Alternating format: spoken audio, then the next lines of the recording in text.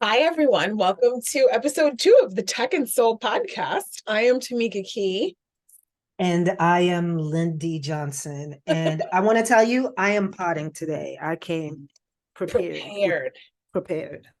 I'm potting. I am not. I am currently inside a WeWork phone booth, but you know what I mean? The beautiful thing of being a creator in this industry now is you can create your content wherever you want to do it. You can also monetize your content however you want to monetize it, which is a segue into our conversation today. We're actually going to be talking about currencies, whether they're virtual, whether they're crypto, whether they're video and media industry currencies.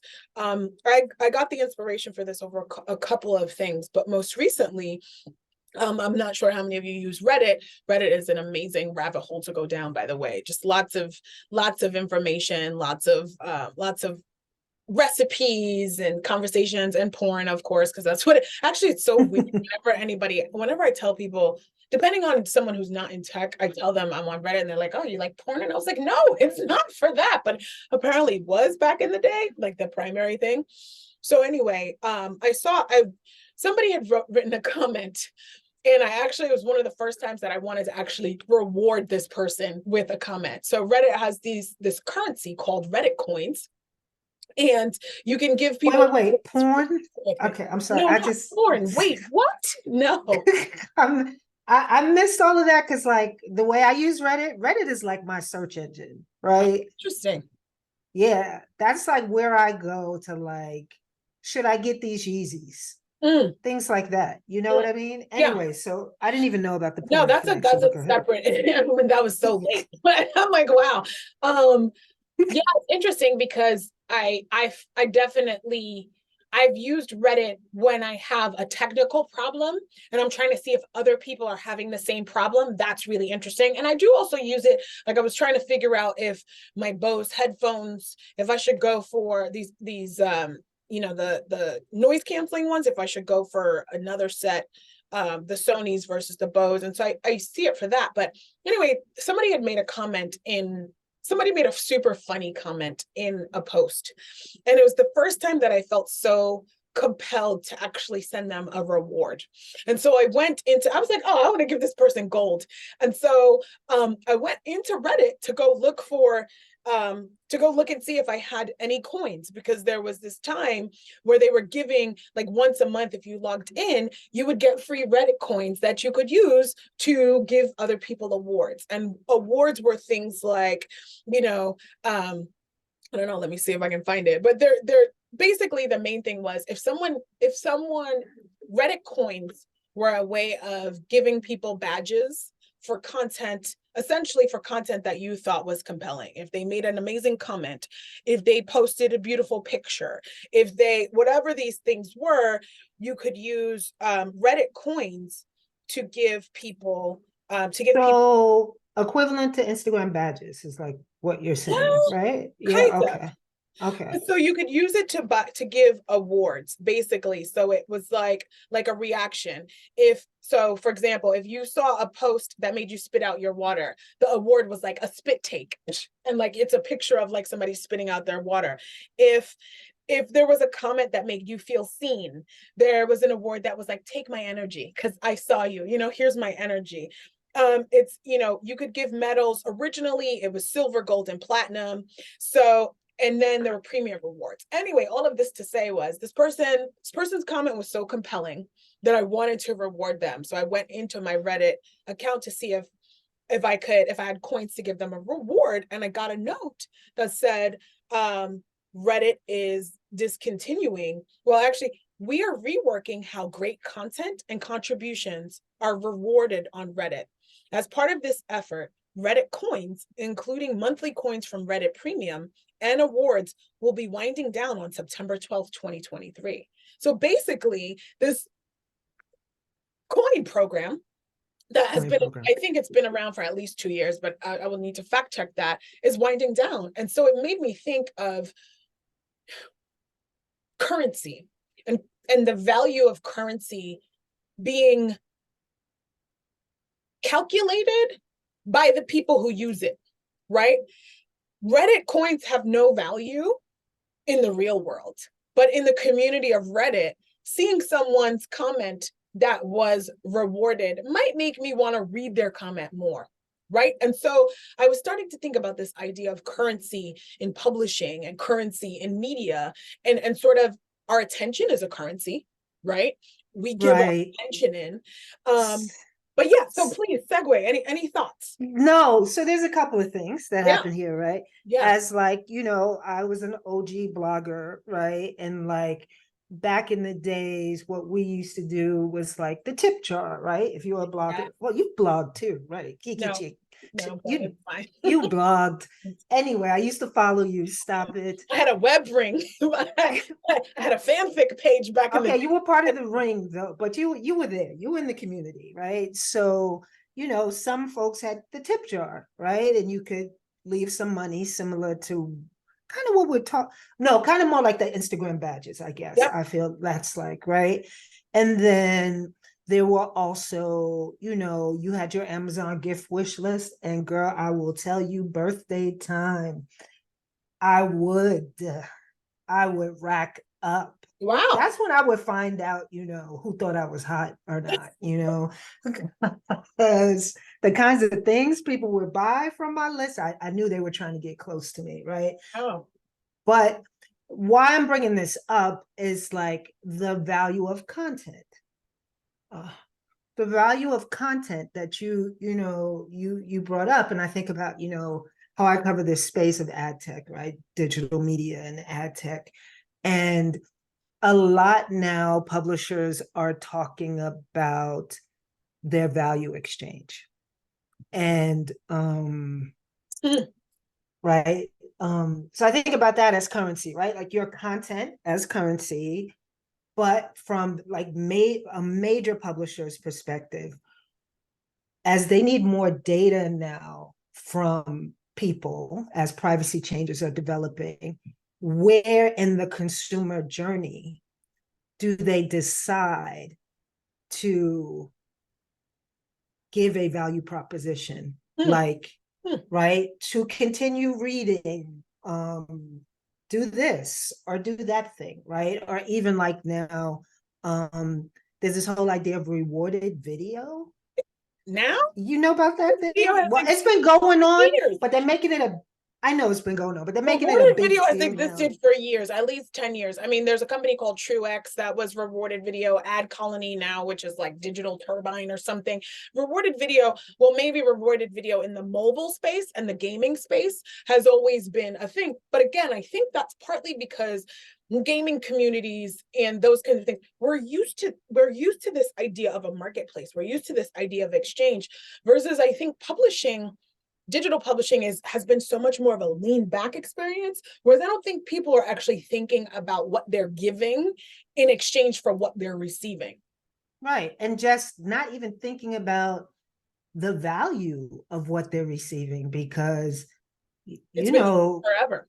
Folks on the internet are like, this comes free. I don't want to pay for Right? anything. Right. So I think that it's interesting, right? We when we talk about the different lenses that we can come to the different dimensions that we can come to a topic from. When I think of currencies, I think of, if I put my ad tech advertising hat on, because I think we talked about it from the publishing lens a little bit, but if I put my ad tech hat on, I think of the kind of currency debate that's happening in the TV space and how Nielsen was the currency for the longest time. Nielsen ratings were the way that people bought TV, right? Nielsen ratings were the currency. Buyer from media agency said, okay, TV network, Nielsen says you got 20 million people watched this show. I am willing to buy that audience theoretically for this much. And so Nielsen ratings were the currency of the sort of TV ad market for years. Probably within, I think in the pandemic, that started to shift. And now we are in what is called a multi-currency TV ad market. And I didn't understand sort of the notion of currency. I was like, isn't this just measurement? Isn't this just how you're tracking an audience? That's what I'm thinking, right? But I think the difference is if people are willing to, I think the difference between measurement and currency is measurement is like the counting, and currency is the valuation, if you will. Currency is, measurement is, okay, there were 10 people who watched. Currency is, I'm willing to pay you X for each of those 10 people. That's what I think. And so it's interesting to kind of see the other companies that are trying to kind of compete with Nielsen from a currency space, which is like Video Amp and ComScore. I think iSpot on some levels, and kind of all the back and forth that's happening with the buy side and the sell side, even especially as it starts to get into programmatic, because everything's been transacted using this currency, using this language, using this cookie, using this, right, these things. And so we're watching all of these currencies kind of shift, and like, what's going to be the new currency of the internet? It seems like I blew your mind, so let's go. No, it's just interesting because as you were talking about the currency in TV, I started thinking about VCPMs, What are those? so VCPMs is like the cost per thousand viewable impressions, right? Right. So I started thinking about that because recently I had one of our writers, Ad Monsters, right? Plug. Write an article about VCPM. And as he started writing it and talking to me about it, it had me thinking about, so as we move into this attention, which you mentioned earlier, attention economy, what is the role of VCPM? And is it an either or is it a combination, right? So it's like VCPM is how many people actually see it, right? So versus CPM, which is what, how many people we say see it? Right. So but then that also had me thinking about attention, and I was thinking about, when blockchain was a big thing about 5 years ago, and Brave browser was the Brave browser, Brave software company, was all about the basic attention token, BAT, right? What does that mean? Why don't you tell us about that? Okay, so the basic attention token is what a user of the Brave browser can receive, or you can buy bats as well, invest in them, but it's what you receive, and then you can choose to give it to a publisher, right? So, and you receive them for opting in to specific ads. So in the Brave browser, ads are blocked pretty much, but they will ask you, would you like to see XYZ? And you say yes, and you receive some BAT. And then in exchange, you can exchange that BAT with a content producer whose content you adore, right? So what do they get for the BAT? If I give them the BAT, what does the content producer get? No, you give, okay. So, money. You're paying them. So BAT is like a cryptocurrency. It's a cryptocurrency, I believe. Okay. The BAT is cryptocurrency. So explain, can you walk me through that transaction again? Who is I'm on Brave browser. Okay. I'm searching through things. I don't have any ads to see. Okay. But during my journey, Brave may ask, would you like to see ads from so-and-so? Brand or publisher? I never saw a publisher one. I saw brands. Okay, so an advertiser can go with Brave and say, look, we possibly want to serve some ads to your users if they will accept it. So let's say Maserati, because that's where I'm in my head right now. So Maserati's like, it's in my head. It's in my head. You got to explain that one later. I want a Maserati. But so I'm Maserati, and I'm like, hey, Brave, I want to reach your users. I know they are ad blocked. You want to pay for people's attention. I want to pay for their attention. So Lynn is cruising through the internet on Brave. Brave serves you some kind of notification or pop-up or what that says, hey, do you want to see an ad from Maserati? And you say yes. Yes. So then and then I receive some BAT in exchange for that. For doing that. right? Your attention. You paid attention to the brand, the brave or the brand paid you in bat. For my attention in bat, So right? that's And one, then that's one currency. No, that's keep one going. transaction, right? One That's one transaction. transaction. And then Mhm. you take the bat, and what do you do with the bat? I can choose to pay a content creator because I enjoyed their content. Interesting. So instead of Maserati paying content site for I'm the your, middle person. right, instead of Maserati paying content site for your attention, Maserati paid you for your attention. You paid publisher for their content.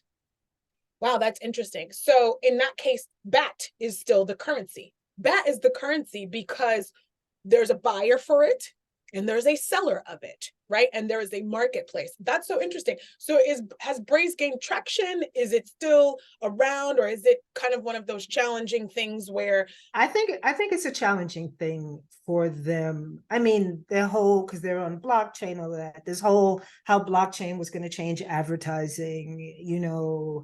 There's been some crickets now? yeah, crickets. Same like about 2 years ago with all the cryptocurrency and NFTs, right? Yeah. Instead of about a week ago, but we could say about a week ago, right? Interesting. And NFTs were admittedly so I think, but I think what we come down to with each of these cases, right? So with Reddit is a publisher as well, right? And there's creators of content. Let's not even talk about how people steal Reddit content and turn it into articles, but that's a separate conversation. But so on the publishing end, people are experimenting with currencies and trying to find additional sources of revenue, right? Whether it's direct revenue from users, me as the Reddit tour, paying them for currency, paying them for their content, or you as a Brave user paying a publisher for their content. So that seems like it's not hard to understand. I also think in the TV sort of multi-currency world, it's not hard to understand. I guess maybe one of the questions that I have is kind of, what's your concept of currency as a Black woman? What do you think about in terms of currency, you know? So yeah, so that one for me is like the most direct thing I could think of is blackness as a currency, Mm-hmm. right?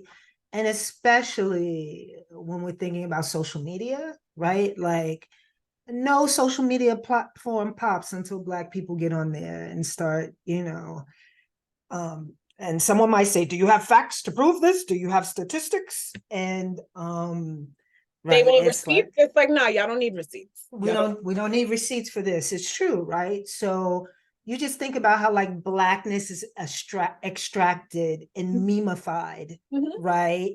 Mm-hmm. And these people who create, you've even seen it. The little Black girl creates a TikTok dance, and then a white girl comes on TV and says she's doing the dance. You know what I mean? Things like that, right? So like how blackness is extracted as a currency, but yet we don't have social currency in the American marketplace. Like blackness is the main current. I'm not going to say main currency, but in many ways, main cultural currency of America. But is it But social it doesn't translate into social currency for us or in terms financial of on some level? right, Unless right. you are, and that's a really interesting fact. And somebody could come for the receipts if they want to. It's a fucking fact. I think it's interesting though that there are agencies, like a client I had in the past was Quantasy. There's also another agency that's sort of a culture agency, right? And it's like, because they're like, we move the culture forward. And if you want to move the culture forward, you need to have goosebumps. You need to sort of engage with Black audiences in a specific way. I think that it's interesting though, because is there the notion of currency, cultural currency within the Black community, right? Because are you Black enough? Thankfully, we've gotten to a place where, I instantly think of like an Afro punk or Blurred Con, or that that the richness of Blackness is allowed to be in the currency, if you will. Now you can be a Black nerd, you can be a Black goth, you can be a Black sort of Afroista, you could be a Black, you don't just have to be sort of this very urbanized perception of Black. But I think, you know, as a kid, or, you know, back in the day, Blackness as currency, I didn't have enough, right? And so like, how does that, you know, like I wasn't Black enough to do XYZ. So there's that notion of that. You know, I feel like we could probably talk about this for quite some time, but I think we probably got maybe ad infinitum. We probably got maybe 2-3 minutes. So is there, you know, so we kind of talked about it from the ad tech lens, the advertising and publishing lens. We talked about it from the creator lens on some levels, in terms of creators being paid for their own work. We've talked about it from the Black woman lens. I think maybe the last lens is the entrepreneurial lens. How are you thinking? How do you think about currency? Or is there, you know, is there anything in your head when you think of currency? Well, most of my entrepreneurial pursuits, right, have been around content, right? Mm-hmm. So similar to you, right? Mm-hmm. And you know, from that perspective, I think it's like, I've always wondered, like, how are you quantifying what this content strategy is worth, or what this content audit is worth, or what, like, how do we, you know, who, it was always hard for me to figure out who sets the value and sets the standard. Like, there was no standard model, right? And I would sometimes work with different smaller agencies, smaller social agencies, and Yep. do little jobs for them. And it would be like, this agency would say, I only pay this for that, right? Yep. And you Yep. go to the other agency and they say, I only pay this for that. Yep. And there was no standardization. And I was, you know, wanted to negotiate that transaction, but Yep. it was like, no, this is our set price. But it's Yeah. like, it's not the industry's set price though, right? No. So Well, it depends. If you worked for, what was the other, it's Leaf Group now, but it was the other thing before. Um, for lack of a better word, a content farm. If you work right for a content farm, your currency was like 10 cents a fucking article, or 10 cents a word, right? Like something like that. Versus, you know, doing some of the higher end content marketing, you can get upwards of 2, 3. I had a friend who was actually making, this was probably, it's probably 10 years ago. She was working for a very large tech company, and she would turn in an article once a month, and they probably paid her like $2,500 for that article. And the article was like maybe 600 words. I just remember being like, "What you can I do this?" You well, know? I mean, you hooked me up with Yeah, a gig way yeah, back in the days. I took over a blog for you that did yeah. not pay too bad, too No, I shabby, know. you And know? but I think it comes back to the idea of, well, that's also why companies like Contently were able to scale and sort of become big, because they set standards. They're like, look, client, you want a package of this many articles, it's going to cost you this much. And then they mapped it out to, I'm going to pay this many writers, I'm going to pay this many editors, I will map out the strategy, and it's going to be that. Comes to me, it comes back to the idea of currency. The value of currency is in the eye of the holders. It is, if I have this, how valuable is this to me for either my time, my attention, my money, my whatever. And I think that's kind of where we're at. A lot of people talk about we're in the creator economy, or people talk about, you know, brands as publishers and advertising and attention economy. And I really feel like we're getting to this place where it's like the value economy. It is Yes. how valuable is what you are going to give to me, because then we can negotiate how much it costs, and we don't need all of these middlemen to do that. And I think that's a really nice, I feel like that's a really nice kind of I don't know. I hope that that's more beneficial for indie creators and entrepreneurs and kind of people moving forward. But I mean, it's good for big publishers too, because as I talked about that value exchange earlier, it's like being aware of what you have to offer means to that audience. Right. And at what time does it mean the most? Well, speaking of time, we are out of time. All And right. we are aware of what we offer to our audience, which is delightful commentary. And we hope you guys will come check us out on our next episode.